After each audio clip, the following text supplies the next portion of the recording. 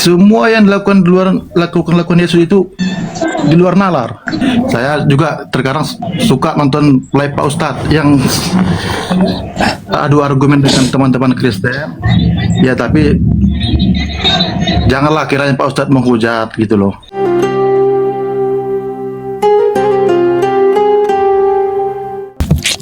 Oke, kalaunya Bang, ya kalaunya ukuran Anda bahwa yang tertulis di kitab Anda itu menghina, berarti yang menghina saya atau kitab Anda gitu. Karena gini Bang, di dalam ajaran saya itu ada di dalam Quran surah Al-An'am ayat 108, faqalallahu ta'ala wala tasubbul ladzina yad'una min dunillahi fayasubbullaha aduwan bighairi ilmin. Dan janganlah kamu menghina sesembahan orang lain yang mereka sembah selain Allah, karena mereka juga akan menghina Allah tanpa ilmu pengetahuan.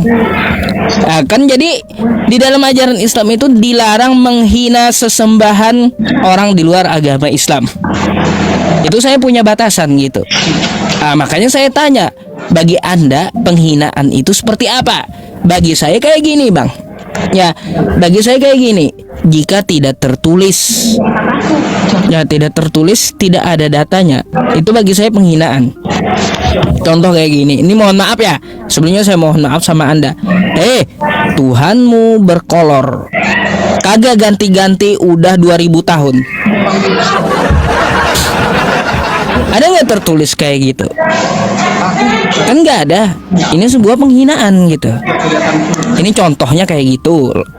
Tapi kalau saya baca Yesus ditangkap tentara Romawi, dia diseret, terus dia ditombak. Apakah saya menghina tertulis ini? Kan enggak gitu, karena tertulis di kitab Anda. Kalau Anda anggap saya menghina, maka yang menghina bukan saya Bang, tapi kitab Anda yang menghina iman Anda sendiri. Jadi seperti itu tanggapan saya, silakan. Oke Pak Ustadz. Ya, saya kan juga lupa Pak Ustadz. Terkadang kan ada kalimat-kalimat Pak Ustadz sendiri yang nggak sadar bahwasanya kalimat itu memang benar-benar menghina, begitu loh. Jadi masukan saya di sini Pak Ustadz, maksudku kalau mau diskusi sama teman-teman Kristen ya fine aja gitu Pak Ustadz. Tapi maksud saya janganlah kita terpecah belah. Lihatlah komentar di bawah itu Pak Ustadz, ibaratnya kan mengolok-ngolok, menghina. Padahal apa artinya itu loh gitu. Padahal kan kita ini ibaratnya satu negara, banyak ras gitu loh, banyak suku. Kenapa kita harus saling mengolok-ngolok karena satu perbedaan tadi gitu loh Pak Ustadz? Sebenarnya bukannya mengolok-ngolok sih Bang.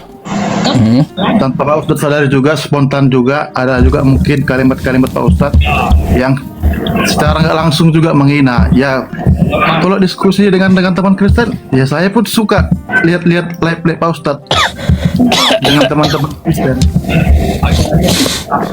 Itu tadi Pak Ustadz, kita jangan sampai terpecah belah lah gitu loh. Karena apapun ceritanya kan, karena satu perbedaan kita jadi terpecah belah, rusak kita Pak Ustadz gitu loh. Iya. Sudah Pak Ustadz pelintir ayat mengatakan apa tadi? Ayat yang sebelumnya Pak Ustadz bilang, yang tadi sama yang sebelumnya. Yang mana tuh? Yang dari Matius tadi kayaknya aku lihat tadi. Oh Matius, itu kan tertulis. Matius berapa itu tadi Pak Ustadz? Iya, Matius 7, 22 sampai 23. Ini yang waspadalah terhadap nabi-nabi palsu. Itu kan tentang ajaran Yesus Kristus Pak Ustadz. Bahwasanya betul. Pada saat itu banyak nabi-nabi palsu yang mengatasnamakan Yesus, seakan-akan pakai kekuatan Allah, pakai kekuatan Yesus untuk membujuk orang lain untuk percaya kepadanya gitu. Padahal niatnya lain, bukan kepada Kristus gitu. Ini Pak Ustadz, saya sudah baca di Alkitab saya ini Pak Ustadz ya. Bukan setiap orang yang berseru-seru kepada aku, Tuhan akan masuk dalam kerajaan surga.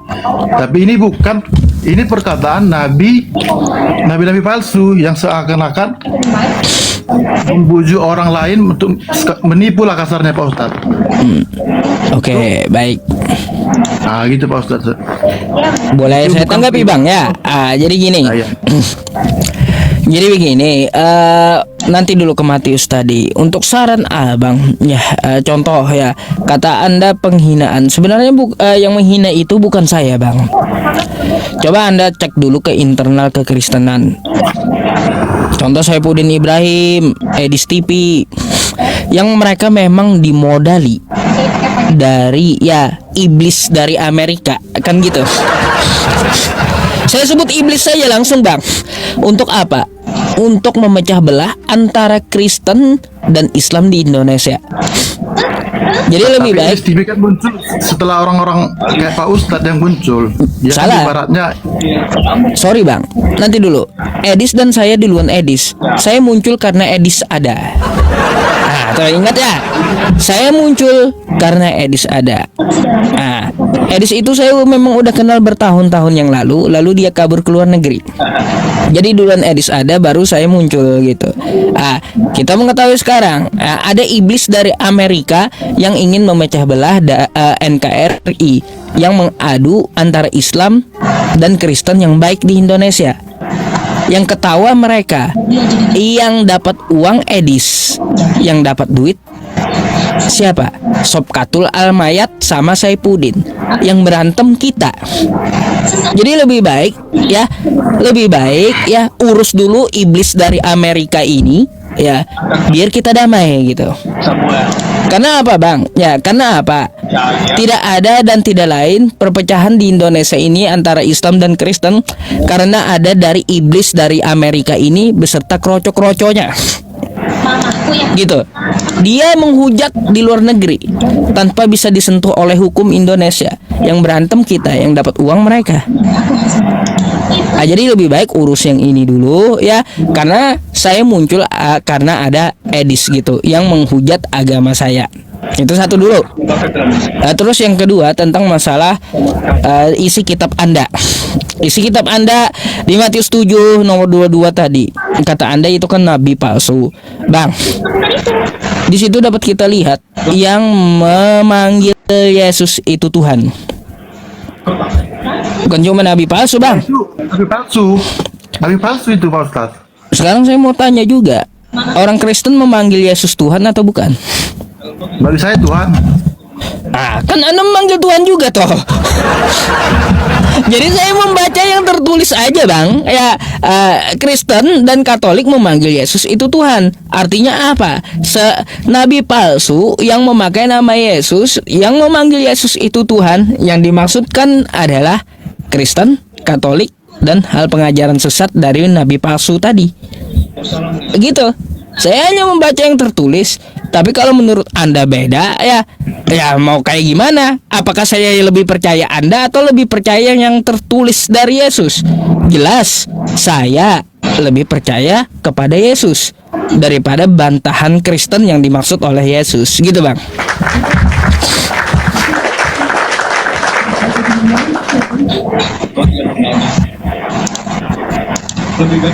Sorry Bang, saya sebut iblis ya, iblis dari Amerika gitu. Jadiin PT ya teman-teman, biar sampai gitu kepada iblis dari Amerika tuh ya.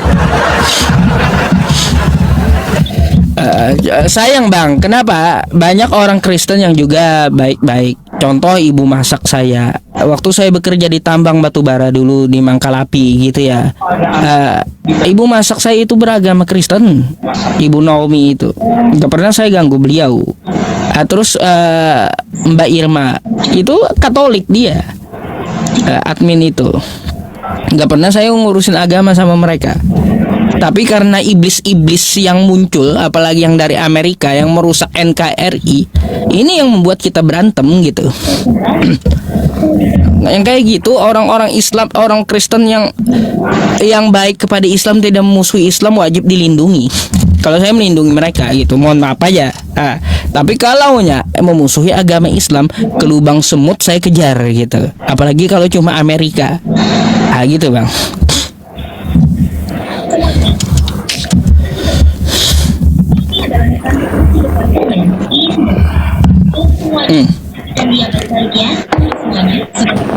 Gimana bang? Kira-kira apakah abang bisa urus Edis tuh? Biar nggak bikin kericuhan. Tapi aneh juga bang, aneh juga ya.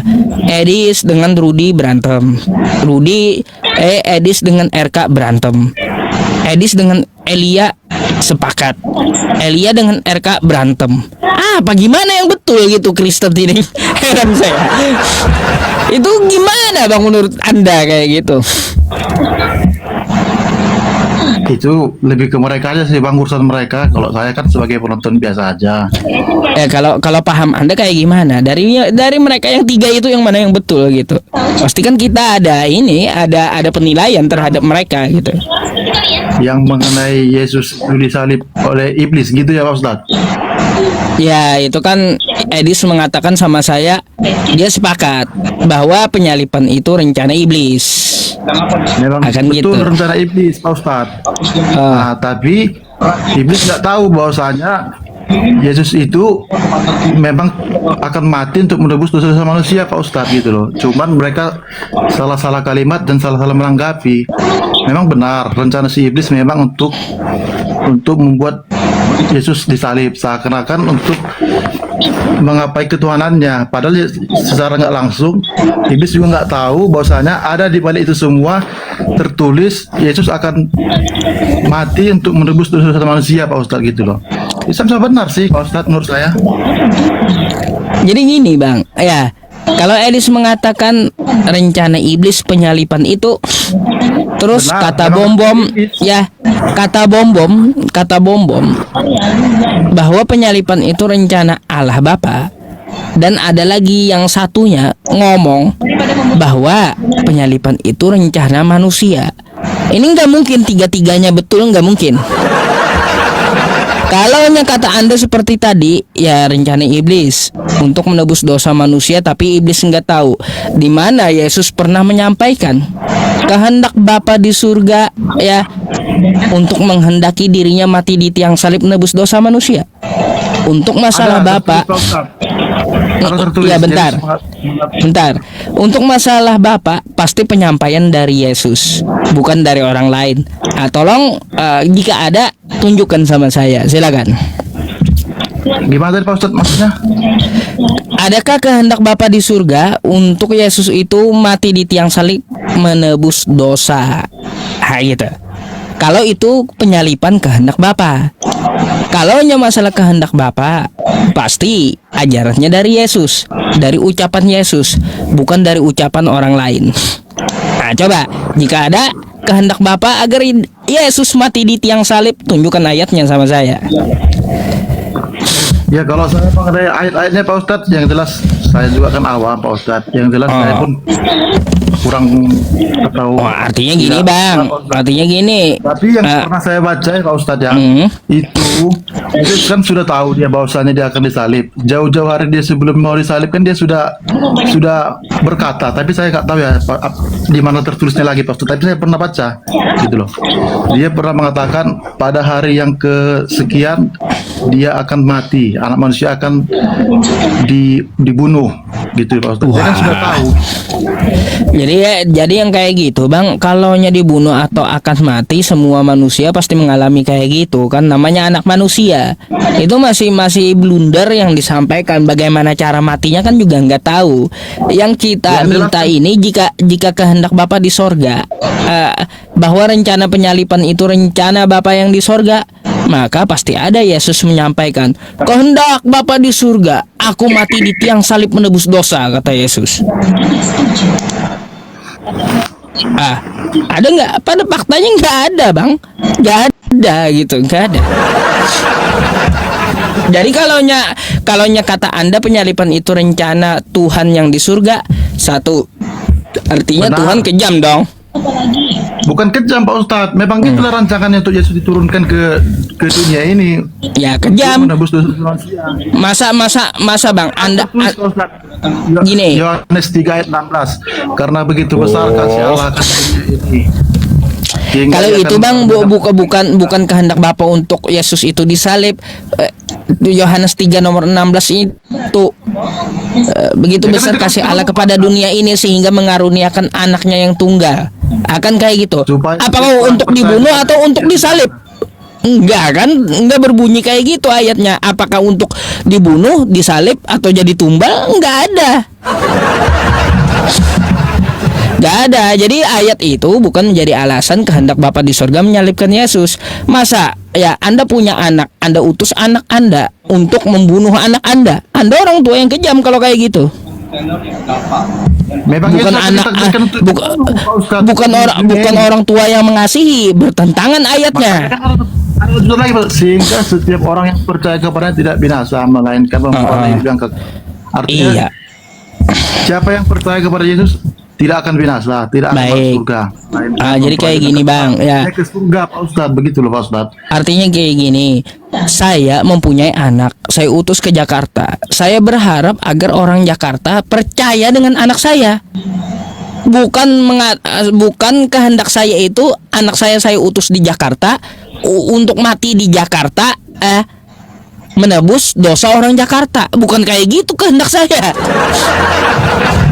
Saya berharap mengutus anak saya ke Jakarta agar orang Jakarta percaya terhadap ya anak saya. Perumpamaan Pak Ustadz juga kurang tepat, Pak Ustadz. Itu kan Allah. Sementara Pak Ustadz tadi perumpamaan tentang manusia dengan Iya. Pak Ustadz segala macam. Kayak gini, Itu tidak gini Bang. tidak nyambung, Pak Yang Ustadz. saya Kurang maksud tepat. itu, pertama, kalau saya mengutus anak saya hanya dia untuk mati, saya orang tua yang kejam. Itu pertama dulu. Berbeda ya, bertentangan dengan Yohanes 3:16 tadi jadinya. Begitu besar kasih Allah. Bukan begitu besar, lebih baik ganti ayatnya, begitu kejam Allah. Dah. Sehingga dia mengaruniakan anaknya yang tunggal, kan kayak gitu, agar apa? Anaknya mati dibunuh nebus dosa. Ubah aja kalau kayak gitu, bertentangan dengan sifatnya. Nggak ada dia maunya kejam, tapi dia mengatakan ya begitu besar kasih Allah. Berarti dia bukan menginginkan Yesus itu mati, tapi agar orang-orang percaya dan mengasihi Yesus, melindungi Yesus, bukan malah mencelakai dan menyalibkan Yesus. Anda coba buka, Ini, Pak Bang. Ustadz, di Nabi Yesaya kan sudah pernah tertulis bahwasanya nanti akan nubuatnya Yesus ini bahwasanya akan nanti kan sudah tertulis di kitab Yesaya, Pak Ustadz. Jadi ibaratnya Yesus ini Yesaya berapa, Bang? menggenapi kitab Yesaya tersebut, Pak Ustadz. Yesaya berapa? Aduh, Yesayanya saya kurang-kurang ingat loh, Pak Ustadz. Bang, Tapi Anda saya pernah tahu baca, nggak? Pak Ustadz. Baik, Anda pernah baca, saya kasih tahu. Yang Anda maksud itu adalah Yesaya 53 nomor 10. Kalau Yesaya 53 Anda paksa untuk Yesus, maka kita akan bertanya lagi, mana istri dan anak Yesus? Mana? Karena Yesaya 53 yang Anda katakan itu, orang menjadi penebus salah itu dia akan melihat anak istri, melihat keturunannya, dan umurnya akan panjang keturunannya.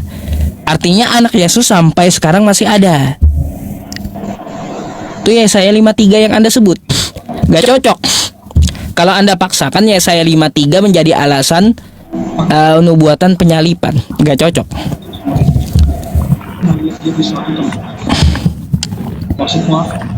Gak ada, Bang. Tuhan menghendaki agar Yesus itu mati di tiang salib, nggak ada. Makanya berbeda dengan sifatnya. Kalau Tuhan dia mengutus anaknya agar anaknya mati, itu orang tua yang kejam. Beda dengan ayat begitu besar kasih Allah, bertentangan. Terus juga kalau Anda baca ya di Yohanes 8 nomor 44, apa kata Yesus di situ? 42 sampai 44.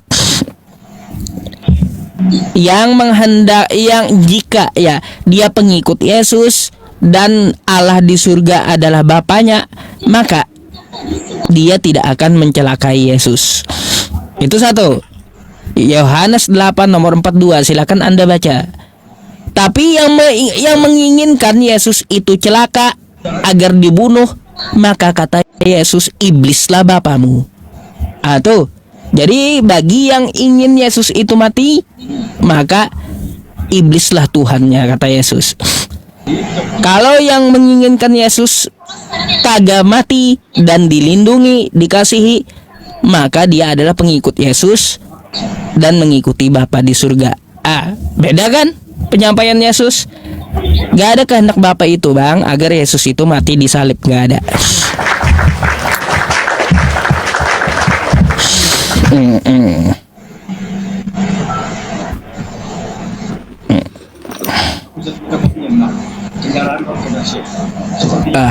Kira-kira ada yang Anda mau tanyakan, Bang, tentang Islam? Boleh, atau kita bahas ayat yang lain di Bible, boleh juga. Ya, saya mau luruskan ya Pak Ustadz ya. Ya, saya kan Kristen gitu.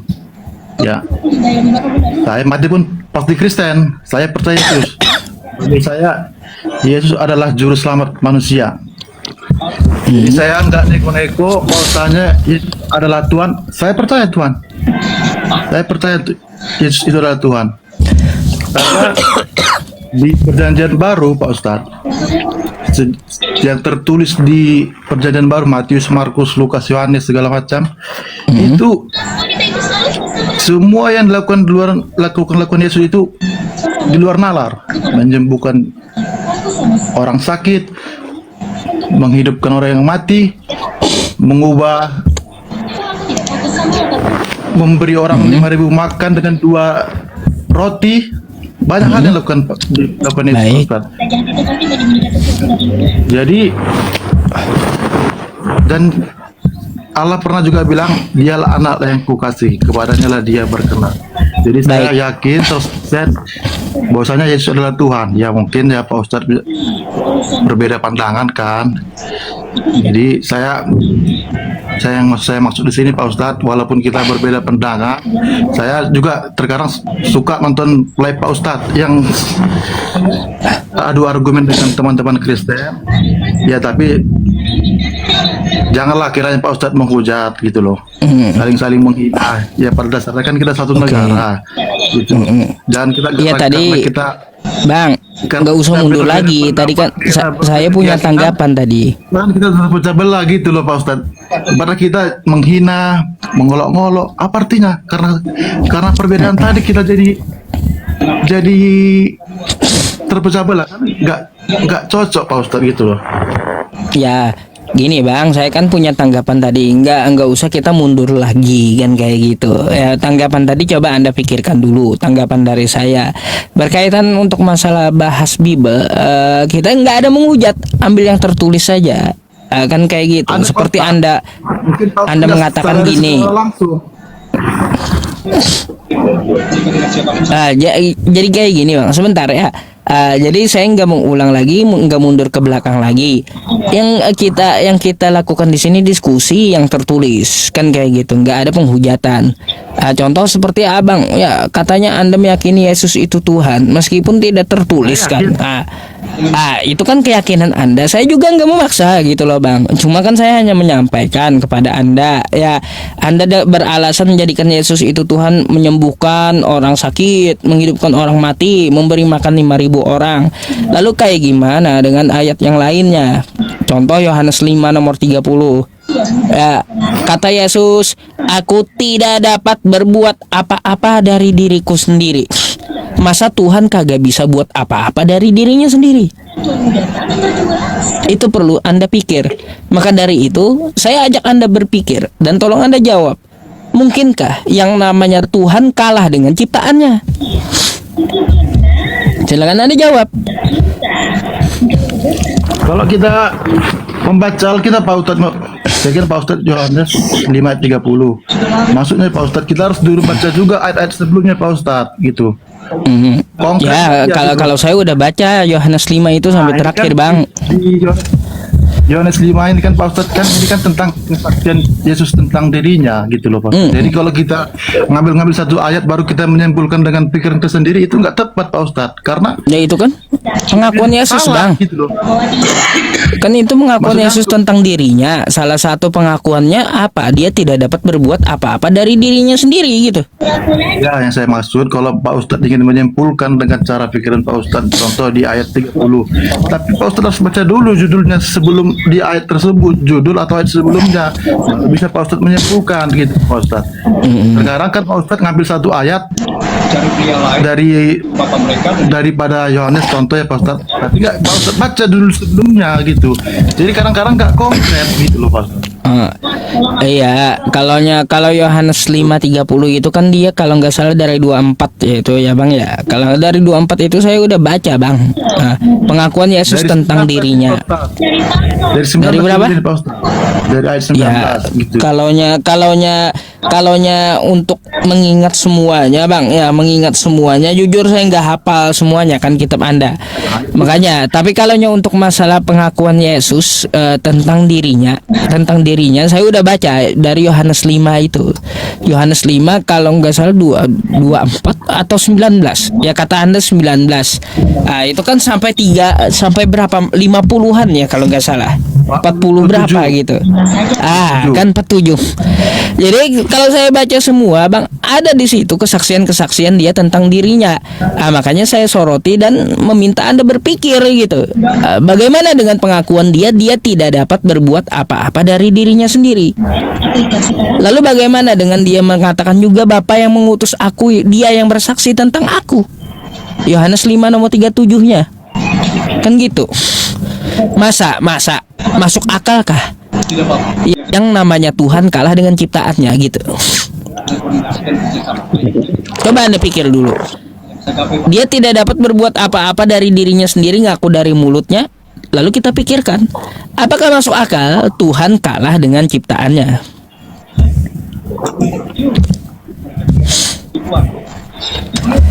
Gimana, Pak?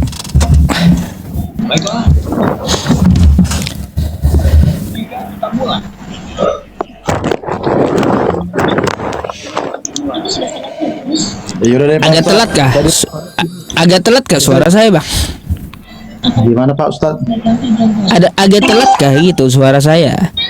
Enggak Pak Ustadz. Silakan ditanggapi. Ya, selain tanggapan Anda, mungkin kan teman-teman yang lain juga mau diskusi gitu, Bang. Main cepat aja gitu maksud saya. Kalau mengenai itu Pak Ustadz, tadi kan saya bilang dari awal ini kan diskusi ringan. Saya juga awal. Nah, kalau mengenai itu ya saya juga kurang memahami Pak Ustadz. Itu. Ya mungkin dipelajari dulu dah dan dipikirkan apa yang saya sampaikan gitu loh Bang. Kalau sebelum saya turun ya Pak Ustadz. Kalau ini saya bukan menghina ya Pak Ustadz ataupun menghina. Kenapa kalau di Kristen ya Pak Ustadz, di Kristen, di kehidupan manusia ini Pak Ustadz, kenapa mujizat itu selalu sering terjadi di agama Kristen?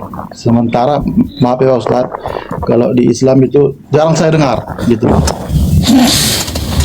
Kalau di kehidupan saya pribadi Pak Ustadz ya, saya sering lihat orang yang disembuhkan di dalam kehidupannya, ibaratnya di luar nalar Pak Ustadz. Bahkan ada juga pengakuan dokter ibaratnya bisa sembuh di luar nalar daripada penyakitnya tersebut. Dan dokter itu bilang, Anda Kristen ya? Ya. Jadi dokter itu sudah nggak heran Pak Ustadz, dokternya sendiri Islam. Jadi yang saya kenapa di agama saya sendiri Pak Ustadz, banyak hal-hal di luar nalar ketika kita berdoa kepada Yesus Kristus itu bisa terjadi. Nah, sementara maaf ya Pak, kalau di Islam saya jarang dengar cerita tersebut atau yang enggak. Baik. Jarang saya dengar. Baik, sebelum Abang turun cerita Abang ya. Pertama, mukjizat dalam Islam itu hanya untuk para nabi gitu Bang. Kalau dalam Islam itu namanya karomah. Di kehidupannya Pak Ustadz, saya sendiri sering dengar atau sering melihat banyak. Berarti gini Bang. Berarti Abang kagak jauh mainnya. Coba dengar karomah ulama kami pernah jalan di atas air. Abang nggak tahu. Terus ustadz ngerukyah sembuh. Abang nggak tahu. Banyak kayak gitu. Gitu Bang. Jadi kalaunya Anda tidak melihat di Islam, Anda berarti kurang jauh mainnya kalau kayak gitu. Gitu bang. Tapi kalau Pak Ustadz bilang saya kurang jauh, oke, saya mungkin saja betul. Ada cerita-cerita Tapi kayak gitu bang, banyak di Islam. Ulama kami ada yang jalan di atas air, ada yang mengetahui masa depan, ada juga. Bayangkan, yang menyembuhkan orang-orang sakit itu banyak. bukan cerita Pak Ustadz. Ini memang di kehidupan di lingkungan saya gitu Pak Ustadz. Oh, kalau di lingkungan saya banyak bang juga ulama atau ustadz yang nyembuhin Jadi orang saya sakit, bukan ini, banyak. Saya bukan ngarang sini Pak Ustadz ataupun cerita-cerita dongeng gitu loh. Tapi Iya. kehidupan Kristen yang percaya kepada Yesus Kristus, hal-hal di luar nalar pasti akan terjadi Pak Ustadz. Kalau kita sungguh-sungguh percaya kepadanya, pasti terjadi. Bukan saya ngarang Pak Ustadz, di kehidupan nyata, di keluarga. Yang kayak gitu bang, menurut saya nggak bisa jadi bahan perbandingan karena selain Jadi yang- Kristen di Islam juga banyak. Yang gini bang, yang ateis pun juga banyak yang kayak gitu bang. Contoh nih ya, suku Dayak di tempat saya, mereka kan ada keharingan, bisa mereka menyembuhkan orang sakit, bisa gitu. Jadi bukan hanya di Kristen yang kayak gitu, bukan cuma di Islam, Kristen atau di keharingan Dayak, banyak lagi yang kayak gitu bang. Iya, tapi ini mereka ibaratnya berdoa dengan nama Yesus Kristus dan seketika sembuh gitu Pak Ustaz. Sementara ibaratnya kalau kita di agama Islam, maaf ya Pak Ustaz, bukan saya menghujat ya, itu jarang saya dengar cerita, ya ini sembuh. Dengar. Tapi kalau di Kristen sering Pak Ustaz. Ini saya nggak cerita bohong, memang ini fakta. Jadi gini bang, kenapa Islam itu nggak mau cerita? Nanti saya kasih tahu ya. Ketika seorang ustadz nih, ibaratnya saya sembuhin orang sakit ya, orang sakit dengan nama Allah Subhanahu Wa Taala, Bismillah kan kayak gitu. Lalu orang itu sembuh gitu, maka saya nggak akan cerita. Karena apa? Takutnya ria. Gak kayak di Kristen. Oh, bikin panggung. Oh, sembuh dalam nama Yesus. Oh, kalaunya sembuh kan kayak gitu, merasa bangga. Kan kayak gitu. Kalau kami nggak mau, malah kami sembunyikan. Makanya Anda nggak tahu gitu. Nggak sadar secara langsung, berarti memang di dalam nama Yesus Kristus itu ada kekuatan Pak Ustaz gitu loh. Loh, saya Bang, gini. Orang Kristen yang berdoa Pak Ustaz yang harus namakan Yesus Kristus, yang betul yang hubungannya dengan Yesus Kristus memang aktif, bisa terjadi seketika Pak Ustaz gitu loh. Bang, ya saya pun pernah dalam nama Allah ya mendoakan menyembuhkan orang sakit sembuh. Gak pernah saya cerita. Apakah dalam nama Allah ada kekuatan? Ada. Kan kayak gitu juga. Makanya saya bilang nggak bisa jadi bahan perbandingan. Bahkan dukun pun, bang, ya dukun dalam nama setan mereka bisa gitu menyembuhkan orang sakit. Jadi itu bukanlah sebuah kebanggaan yang kayak gitu bang, bukan sebuah kebanggaan. Bahkan dalam Islam malah nggak mau diceritakan, tabu gitu, takutnya ria. Kalau saya satu kebanggaan Pak Ustaz, berarti memang betul Yesus Kristus itu adalah Allah, memang yang hidup, Allah yang nyata gitu loh. Kalau kami kenapa nggak menceritakan? Kalau diceritakan lebih banyak dari Kristen masalahnya. Gitu. Lebih banyak, cuma kenapa nggak ditampilkan? Orang takut ria, niatnya menolong orang dengan nama Allah, lalu diceritakan dengan maksud ria, maka hilang apa yang dia kerjakan gitu, pahala yang dia kerjakan itu. Kayak gitu banyak bang, yang kayak gitu di Islam banyak. Apakah nama Allah ada kekuatannya? Ada. Kayak gitu. Jadi ya untuk masalah promosi kayak gitu bang, umat Islam malah ketawa liatnya kelakuan Kristen kayak gitu. Iya, saya aja malah ketawa lihat pendeta nyembuhin dalam nama Yesus. Wah, malah bikin saya ketawa itu. Gitu. Memang nyata. Yang ibaratnya yang saya katakan ini kan memang real, fakta lapangan, bukan ibaratnya mengada-ngada. Iya, iya kan ada beberapa pendeta yang saya lihat lalu sembuh katanya kan kayak gitu. Itu yang dibanggakan Kristen. Kalau saya malah ketawa yang kayak gitu, Bang. Bukan pendeta Pak Ustadz, ibaratnya orang lain yang bukan pendeta pun banyak Pak Ustadz gitu loh. Yang hal-hal di luar nalar sama Yesus Kristus memang banyak hal terjadi Pak Ustadz. Ya ini. Bukan saya, Ini bukan- Bang, ya tidak semua orang bisa yang kayak gitu. Kenapa saya bilang tidak semua orang bisa? Kalau bisa semua orang menyembuhkan menyembuhkan sakit dalam nama Allah, dalam nama Yesus, dalam nama setannya dukun, lebih baik nggak usah ada itu rumah sakit. Sembuh semua nanti orang kan kayak gitu, nggak perlu ada farmasi obat-obatan, nggak perlu apoteker, buat apa? Kan kayak gitu. Ya. Enggak semua. Itu lari, bukan ke situ larinya. Ya ibaratnya kan kalau kita bersungguh-sungguh kepada agama kita, ya kan, saya ini contoh, saya ibarat sungguh-sungguh berdoa segala macam, ikuti ibadah gitu. Kalau ketika saya ambil itu bisa terjadi Pak Ustadz. Bukan hanya di kehidupan saya, di lingkungan saya, tapi banyak di kehidupan orang-orang lain gitu. Emang nyata. Ya iya, saya juga sering lihat kayak gitu Bang. Cuma Tahu saya dengar kalau di agama Islam ibaratnya hal-hal seperti itu jarang terjadi gitu. bukannya jarang terjadi. Kalaunya kami cerita lebih banyak daripada Kristen. Cuma masalahnya diceritakan takutnya ria. Kayak gitu. Itu bedanya Islam dengan Kristennya, teman-teman. Kayaknya Itu kan katanya, bukan nyatanya Pak Ustadz gitu. bukan katanya, di depan mata saya, tanya aja teman-teman di bawah tuh, tiap daerah ada Bang. Kayak gimana sih? Nih ya, kemarin saya kena magic Bang ya, magicnya Kalimantan. Nih ya, gara-gara saya ke Gunung Piani, naik ke puncaknya, saya kena namanya sangga. Itu sihir tuh. Yang sembuhin depan mata saya. Orang sini. Setiap daerah ada kami kayak gitu, cuma nggak mau ribut kayak Kristen. Iya, masalahnya coba abang main tuh ya ke Banten, juga banyak ulama-ulama yang menyembuhkan kayak gitu, banyak. Di setiap Indonesia ada, di Jombang ya ada juga. Jadi yang kayak gitu nggak perlu dibanggakan, nggak perlu. Bisa Pak Ustadz, saya bangga karena kan kita berdoa bersama Yesus Kristus, memang hal itu terjadi gitu loh.